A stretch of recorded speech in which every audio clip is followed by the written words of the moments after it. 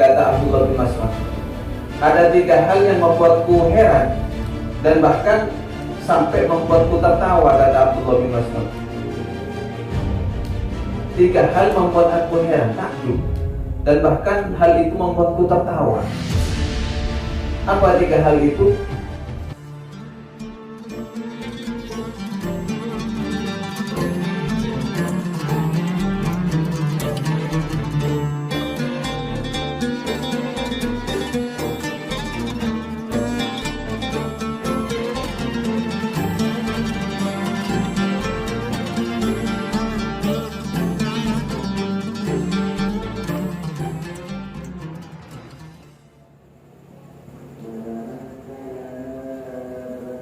Dan juga selanjutnya wa binaharihi idzan nasu muftirun.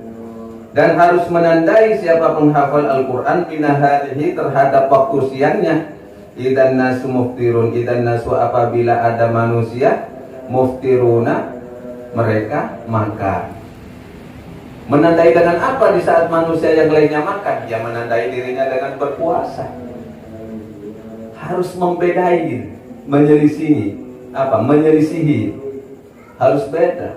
Oh ini karakternya Al-Quran. Oh ini karakternya yang bukan penghafal Al-Quran. Jadi orang itu akan bisa menandai. Kalau istiqomah salat malam, oh berarti ini hafal Quran. Kalaupun tak hafal Quran, berarti orang yang mengamalkan isinya Al-Quran. Begitu. Orang yang rajin puasa sunnah di saat orang lain sering makan, berarti oh ini penghafal Al-Quran. Kalaupun bukan penghafal Al-Quran, berarti ini mengamalkan isinya Al-Quran. Karena orang yang hafal Al-Quran pada hakikatnya adalah orang yang mengamalkan isinya Al-Quran. Bukan cuma suka membaca, bukan cuma hanya hafal di luar kepala, tapi mampu mengamalkan apa yang terkandung di dalam Al-Quran. Jadi orang yang mengamalkan isinya Al-Quran itu sama dengan disebut dengan hamilul Quran. Orang yang hafal Al-Quran. Karena tak mungkin orang mampu mengamalkan isinya Al-Quran kalau dia tidak paham Al-Quran. Harus mampu menandai itu. Selanjutnya kata Abdullah bin Mas'ud, wa bihusnihi, dan harus menandai seorang penghafal Al-Quran ini bihusnihi, dengan rasa sedihnya. Dengan rasa sedihnya, idzan nasu apabila manusia yafrahun, apabila manusia yafrahun pada bahagia, apabila manusia yang lainnya berbahagia, bersenang-senang. Yafrahun itu bersenang-senang, berpesta pora. Harusnya menandai para penghafal Al-Quran ini dengan rasa sedihnya. Kenapa harus rasa sedih? Karena tanggungannya berat penghafal Al-Quran itu. Tanggung jawabnya berat. Ini amanah dari Allah. Jadi harus betul-betul dijaga dengan sebaik-baiknya. Jadi yang lain bersenang-senang, kita di sini menjaga betul apa yang menjadi amanah Allah itu dengan sebaik mungkin. Wa bibukaihi idzan nasu yadhakun, wa bibukaihi, dan menandai dirinya siapa penghafal Al-Quran idzan nasu apabila manusia yadhakun tertawa terbahak-bahak. Menandai dirinya dengan nangis, dengan menangis, sedih apabila di saat manusia lainnya pada tertawa, bersenang-senang. Ini anjuran. Karena pada hakikatnya, kalaupun manusia penghafal Al-Quran itu adalah prioritas Allah, tidak akan pernah tahu pada akhirnya dia su'ul khotimah atau husnul khotimah. Jika terlalu melampaui dan terlalu bermain-main dengan Al-Quran, dia khawatirkan dia menjadi orang yang su'ul khotimah. Semoga kita dijauhkan dari hal demikian. Semoga kita dimasukkan ke dalam golongan yang husnul khotimah, yang masuk Al-Quran bersama Al-Quran, masuk surganya Allah bersama Al-Quran, juga dengan syafaatnya Al-Quran, juga masuk ke surganya Allah bersama ahlul Quran.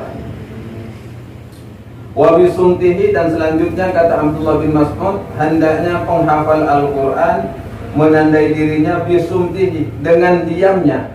Dengan diamnya penghafal Al-Quran, idzan nasu yakhudun, di saat manusia yang lainnya yakhudun, banyak berbicara, banyak nyator apa. Ya, penghafal Al-Quran lebih banyak diam. Lebih banyak diam. Karena apa? Karena banyak bicara itu dikhawatirkan sering terlontar ucapan-ucapan yang menghinakan Al-Quran.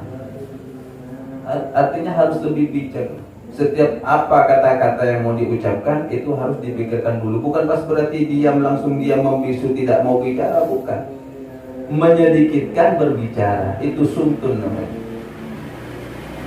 Karena sesuai sabda Rasul, falyaqul khairan awil yasmut. Ucapkanlah kata-kata yang baik, awil yasmut, atau diam saja. Jika sekiranya ucapan itu tak bermakna, lebih baik diam. Kalaupun harus berbicara, intinya paling tidak seminimal-minimalnya mengandung nilai nasihat ataupun mengandung nilai-nilai kebaikan. Itu maksudnya. Terus selanjutnya wa bi khusyu'ihi idzan nasu yaqtalun.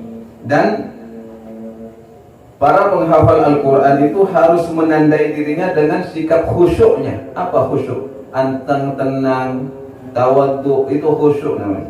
Idzan nasu yaqtalun, di saat manusia yaqtaluna, berlaku sombong.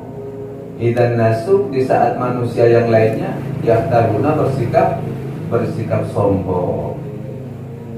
Luar biasa nasihatnya Abdullah bin Mas'ud ini kepada para penghafal Al-Quran. Bahkan Abdullah bin Mas'ud ini pernah mengatakan, talatun a'jabatni hatta adhakatni. Kata Abdullah bin Mas'ud, ada 3 hal yang membuatku heran dan bahkan sampai membuatku tertawa. Kata Abdullah bin Mas'ud, 3 hal membuat aku heran, takjub, dan bahkan hal itu membuatku tertawa. Apa 3 hal itu? Mu'ammilu dunya wal mautu yatlubu. Orang yang pertama yaitu orang yang terlalu berangan-angan, terlalu berharap kepada dunia, padahal maut senantiasa mengintainya. Paham ya?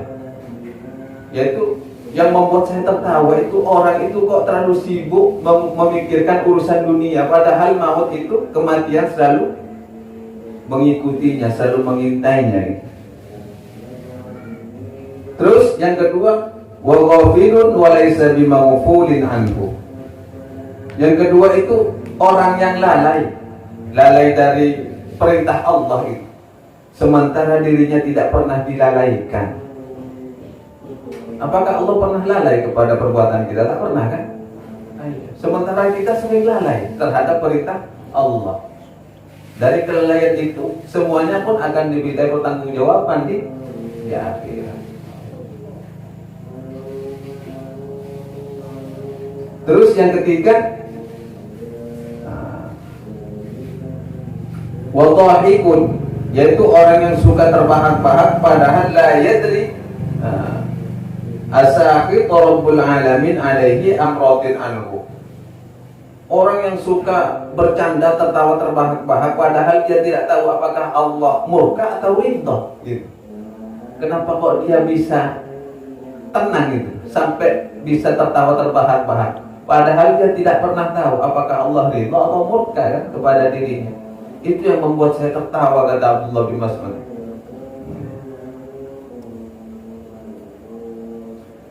Dan sebaliknya kata Abdullah bin Mas'ud, salatun ahzanani hatta abkainani. Ada 3 hal juga yang membuatku sedih, sehingga membuatku menangis, kata Abdullah bin Mas'ud. Yang pertama, firaqu Muhammadin wa hizbihi. Aku berpisahnya diriku dengan Sayyidina Muhammad dan golongannya. Ini yang aku sedihkan. Firaqu Muhammadin wa hizbihi. Di saat aku berpisah dengan Rasulullah dan golongannya Rasulullah, itu yang membuatku sedih. Terus selanjutnya wal wuquf baina yaday rabbi azza wa jalla. Terus yang kedua yaitu di saat aku dihadapkan kelak di akhirat di hadapan Allah Subhanahu wa taala, di saat dipintai pertanggungjawaban. Itu yang membuat aku sedih. Terus yang ketiga, wala adri ilal jannati au ila nari. Dan aku tidak pernah tahu apakah aku masuk golongan orang yang beruntung masuk surga atau golongan orang yang celaka masuk neraka. Ini yang membuat aku sedih. Jadi Abdullah bin Mas'ud senantiasa dalam setiap waktunya senantiasa introspeksi diri terhadap masa depannya, bukan cuma kepada dirinya, kepada masa depannya. Orang itu kok bisa ketawa-ketawa begitu ya, padahal dia itu tidak tahu apakah Allah ridha atau murka kepada dirinya, kok masih bisa tenang seperti itu ya. Kalau orang memikirkan kondisi Allah ridha atau sakit atau suhtun atau murka kepada dirinya, mereka itu tidak akan gampang tertawa seperti itu. Terus orang itu kok bisa lalai padahal dirinya itu tidak pernah dilalaikan. Terus apa kata Abdullah bin Mas'ud? Orang itu kok masih ngejar-ngejar dunia padahal kematian itu yang mengejar-ngejar dirinya, kan seperti itu. Orang itu kok masih suka ngejar dunia padahal dunia itu kan fana. Wong kematian itu senantiasa mengintai dirinya kok, pasti mendatangi dirinya. Kenapa tidak bersiap-siap saja menghadapi kematian itu? Makanya itu yang membuat Abdullah bin Mas'ud ketawa. Kan lucu manusia itu. Manusia itu lucu. Tapi Abdullah bin Mas'ud ya sebaliknya, menjadi sedih bahkan berduka cita dalam 3 hal juga. Yang pertama, berpisahnya dengan Rasulullah, dan juga khawatirnya dirinya itu berpisah dari rombongan Rasulullah. Dan juga di saat dipintai pertanggungjawaban di hadapan Allah Subhanahu wa taala kelak. Dan yang ketiga, timbul pertanyaan, aku masuk golongan orang yang beruntung atau golongan orang yang celaka kelak di akhir. Karena semuanya serba tidak tahu. Masuk dalam golongan orang yang beruntung atau orang yang celaka. Jadi harus senantiasa introspeksi diri bagi penghafal Al-Quran.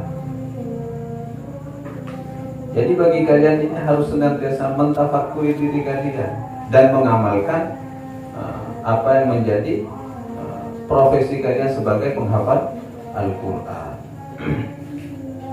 Wa 'anil Hasan al-Basri, dan dari Imam Hasan al-Basri rahimahullahu annahu qala, sesungguhnya Imam Hasan al-Basri qala telah berkata. Apa kata Imam Hasan al-Basri? Inna man kana qablakum ra'awul qur'ana rasaila min rabbihim fakanu yatadabbarunaha bil-laili wa yunfidunaha fin-nahar.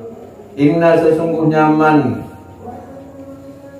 sesungguhnya man ialah orang, karena yang ada siapa man qablakum sebelum kalian. Kata Imam Hasan al-Basri ini, artinya qablakum sebelum kalian ini yaitu para sahabat. Ra'au, mereka melihat Al-Qur'ana kepada Al-Qur'an, rasaila min rabbihim, sebagai risalah, sebagai surat min rabbihim, dari Tuhan mereka. Maksudnya orang-orang sebelum kita ini, kata Imam Hasan Basri, itu orang-orang salaf termasuk para sahabat khususnya, itu mereka ini para sahabat memperhatikan, melihat Al-Quran itu sebagai surat cinta dari Allah, sebagai surat khusus dari Allah. Fakanu, sehingga ada mereka, maka ada mereka. Mereka siapa? Orang-orang sebelum kamu, kata Imam Hasan al-Basri. Yatadabbaru, mereka mentadabburiha kepada Al-Quran, bil-laili, pada waktu malam, wa yunfiduna, dan mereka mengamalkan kepada Al-Quran fin-nahari, pada waktu siang. Wa yunfiduna, dan mereka mengamalkan kepada Al-Quran fin-nahari, di waktu siang. Jadi waktu malam mereka membaca sambil bertadabbur. Apa tadabbur ini? merenungi angan-angan dalam maknanya. Lalu setelah waktu siang tiba, ya mereka mengimplementasikan kandungan Al-Quran. Jadi ulama-ulama dulu itu senantiasa membaca sambil tadabbur. Kenapa? Anjuran dari Allah Subhanahu wa ta'ala, sebagaimana firman Allah, afala yatadabbarul Quran am ala qulubin aqfaluha. Apakah mereka tak mau mentadabburi Al-Quran? Am ala qulubin aqfaluha, atau memang hati mereka sudah terkunci? Jangan hanya suka membaca, tapi tadabburi kandungan Al-Quran itu. Kalau belum bisa mentadabburi, memaknai Al-Quran sehingga mampu berangan-angan, tidak apa-apa, baca terjemahannya dulu. Sekarang ada kemudahan. Tapi masalah hukum, jangan langsung menghukumi itu dengan terjemahan. Harus pentafsiran, biar tidak salah paham terhadap kandungan Al-Quran. Kalaupun belum paham dari kandungan Al-Quran, ya harus tanya kepada ahlinya. Fas'alu ahlad dzikri in kuntum la ta'lamun. Maka bertanyalah kalian ahlad dzikri kepada ahlinya. In kuntum la ta'lamun, jika kalian tak mengetahui. Ini bagaimana maksudnya? Ini bagaimana? Jangan langsung ditelan mentah-mentah. Al-Quran itu bahasa tinggi, bukan bahasa manusia. Tapi Al-Quran itu bahasa Allah. Jadi tak semudah itu manusia bisa menangkap apa yang menjadi ungkapan Allah Subhanahu wa ta'ala. Jadi jangan mentang-mentang bisa bahasa Arab atau sudah bisa menguasai nahwu shorof lalu merasa bisa menerjemahkan Al-Quran. Tidak seperti itu. Al-Quran itu bahasa Allah, jadi bukan bahasa manusia. Bahkan di zaman Rasulullah, para pesaing-pesaing ini, utusan-utusan orang kafir Quraisy ini, dipinta untuk menyanyi ayat Al-Quran ini, kebanyakan tak mampu. Dan semuanya ya tak mampu, bukan kebanyakan. Para penyairnya tak mampu. Apa ungkapan mereka? Ma huwa bikalamil bashar. Ini maaf, saya tak mampu menandingi Al-Quran ini. Karena apa? Ma huwa bikalamil bashar. Al-Quran ini bukan kata-kata manusia biasa. Tak mungkin. Ini bahasa di luar nalar manusia. Tapi maknanya begitu indah. Oh, memang Al-Quran bahasanya pencipta. Pencipta bahasa kan bahkan.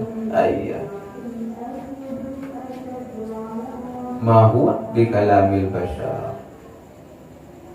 Tapi karena ketidakmampuan mereka, para pujangga-pujangga kafir Quraisy ini mau menandingi Al-Quran karena ketidakmampuan, akhirnya itu diabadikan di dalam Al-Quran di surat Al-Muddatsir itu, wa ma hiya illa dzikra lil bashar in hadza illa sihrun yu'tar. Kan ini ada ya, wa ma in hadza illa sihrun yu'tar. Ya, ini akhirnya mereka beradili bahwa Al-Quran itu adalah sihir. Itu karena ketidakmampuan mereka. Tapi ada yang jujur dari orang kafir Quraisy ini mengatakan seperti wa ma huwa illa biqaulil bashar, wa ma huwa bikalamil bashar. Ini bukan kata-kata manusia biasa. Tak bisa menandingi. Karena pun tidak mampu, akhirnya mengatakan bahwa Al-Quran itu adalah sihir. Itu karena ketidakmampuan mereka.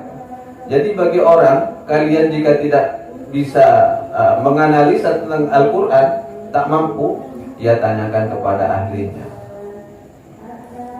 Karena orang-orang yang tak paham kepada Al-Quran, kepada isi Al-Quran, lalu dia mentafsiri dengan dirinya Al-Quran, oh, betapa sesatnya mereka itu. Betapa sesatnya. Bukan disesatkan oleh Al-Quran, bukan.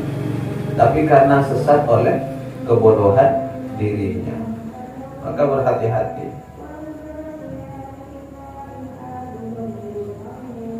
Bertanya. Karena bertanya itu bagian anjuran agama. Sehingga dengan pemahaman yang telah dimiliki, akhirnya akan bisa diimplementasikan sesuai dengan relnya. Wa 'anil Fudail bin Iyad rahimahullah, dan dari Fudail bin Iyad rahimahullah, apa kata Fudail bin Iyad ini? Yang bagi seharusnya lihamilil Qur'ani, bagi para penghafal Al-Quran, alla yakuna lahu hajatun, alla yakuna, hendaknya jangan sampai ada, lahu bagi para penghafal Al-Quran, hajatun apa kebutuhan, ila ahadin kepada seseorang, minal khulafai, meskipun itu al-khulafai adalah pejabat, faman dunahum, ataupun selain pejabat. Khulafa di sini khalifah, pemimpin itu. Tapi kan khulafa ini para pejabat saya maknai di sini. Jadi kata Fudail bin Iyad, seharusnya, seyogyanya bagi para penghafal Al-Quran itu tak memiliki hajat suatu apapun, suatu hajat apapun kepada para pejabat ataupun selain para pejabat. Tak perlu pek-ngapek kapang raja, tak perlu pek-ngapek kapang raja. Contoh, karena kalian itu adalah pangraja dia. Para penghafal Al-Quran adalah bagian pangraja. Al-Quran itu, para penghafal Al-Quran kan sudah dimuliakan oleh Allah. Mungkin sekedar pejabat itu atau apapun lah detailnya hanya sekedar dimuliakan manusia. Tapi kalau penghafal Al-Quran pun sudah Allah yang memuliakan. Lebih tinggi mana derajatnya? Wa anhu aidan, dan dari Fudail bin Iyad juga. Wa anhu aidan, dan dari Fudail bin Iyad juga. Qala, berkata siapa Fudail bin Iyad, hamilul Quran, adapun para penghafal Al-Quran, hamilu rayatil Islam, adalah pembawa bendera agama Islam. Hamilul Quran, hamilu rayatil Islam. Penghafal Al-Quran itu adalah pembawa, pemegang bendera Al-Quran, bendera agama Islam. Karena saking luar biasanya seperti itu, apa kata Fudail bin Iyad, la yanbaghi, tak pantas, lahu bagi penghafal Al-Quran, ayal huwa, bermain-main, ma'aman yalhu, bersama dengan orang yang suka bermain-main. Tak pernah serius, suka, ya pokoknya suka bermain-main. Wala yashuwa ma'aman yashu, dan tak pantas bagi penghafal Al-Quran itu jangan berlalai-lalai, ma'aman yasbu, bersama orang yang suka melalaikan dirinya. Wala yalghuwa, dan janganlah berbual atau berkata-kata yang tidak pantas. Ini apa? Berbual, tahu kan? Berbual ya, berbual. Ungkapan yang tidak pantas atau ya bikin hoax lah. Ini berbual namanya. Iya, bikin hoax, bikin berita yang tidak benar itu hoax. Iya, itu berbual. Yalghu namanya itu, lagwan. Wala yalghu, dan jangan berbual, ma'aman yalghu, bersama orang-orang yang suka berbual. Ta'ziman, sebagai bentuk pentakziman li haqqil Quran, terhadap hak-haknya Al-Quran. Jadi hal yang seperti ini yang perlu diperhatikan. Jadi penghafal Al-Quran itu posisinya luar biasa. Islam itu bisa ditandai dengan adanya penghafal Al-Quran. Jadi penghafal Al-Quran kan tanggung jawabnya luar biasa. Coba kalau tidak ada penghafal Al-Quran, bisa ditandai dari mana keislaman itu? Agama Islam bisa ditandai dari apa? Ciri keislaman itu ada karena adanya kitab suci. Lalu seandainya kitab suci itu tidak ada, pas penghafal Al-Qurannya tidak ada, mau ditandai dari apa? Karena ciri Islam itu sendiri kan bukti otentiknya ya, harus memiliki kitab suci ya. Kalau kitab sucinya pas tidak ada yang menghafal dan penghafalnya itu tidak ada sama sekali, jadi secara tidak langsung kalian sebagai penghafal Al-Quran itu adalah pemegang bendera agama Islam. Wah, iya. Jadi maka dari itu, saking beratnya tugas kalian itu, la yang bagi, kata Fudail bin Iyad, tak pantas bagi kalian itu yalhu, bermain-main atau berkumpul, ma'aman yalhu, bersama orang-orang yang suka bermain-main. Dan juga wala yashuwa, ma'aman yashu, dan juga tidak melalaikan diri bersama orang yang suka melalaikan diri. Harus tegas, harus ingat, harus fokus, harus serius. dan juga tidak suka berbual bersama orang-orang yang suka membual, karena itu sebagai bentuk pentakziman, pengagungan terhadap hak-haknya Al-Quran. Jadi Al-Quran itu bukan cuma itu, silahkan mau dibakar Al-Quran, contohnya begitu kan. Iya, dirusak, dimusnahkan. Banyak kan orang-orang yang sudah tidak suka kepada Islam dengan membakar Al-Quran, dengan ini itu. Tapi jangan salah, Al-Quran itu bukan cuma ada di tulisan. Al-Quran bukan cuma ada di tulisan, tapi sudah tertanam di dada-dada setiap dada orang Muslim, khususnya para penghafal Al-Quran. Dan kemuliaan Al-Quran itu tidak akan pernah hilang.